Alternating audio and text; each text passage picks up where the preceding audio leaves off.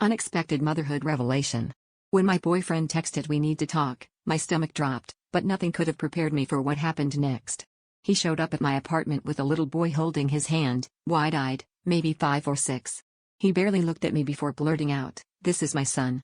He needs somewhere to stay tonight." The kid looked up at me and said, "Hi, Mom," like it was the most normal thing in the world. My brain short-circuited. I stared at my boyfriend, waiting for some kind of explanation. He just shrugged, eyes darting everywhere except at me. "His mom can't take care of him right now," he said, voice flat. No apology, no warning, just this bomb dropped on my life. I didn't even know he'd ever been with anyone seriously before me, let alone that he had a whole child.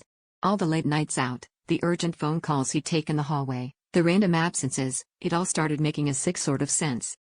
The kid clung to my leg, calling me mom again, and my boyfriend just watched, waiting to see if I'd play along. I could feel the lie crawling into my skin. Every fight we'd ever had about trust, every time he'd called me paranoid for asking simple questions, came crashing down on me. I felt trapped, forced into some twisted game I never agreed to play. I wanted to scream, to throw them both out, but the kid's eyes were so trusting, so desperate, and I felt myself softening even as my anger burned. That night, while my boyfriend slept soundly on my couch, I sat awake with the kid curled beside me, haunted by the way he called me mom like he'd been told to.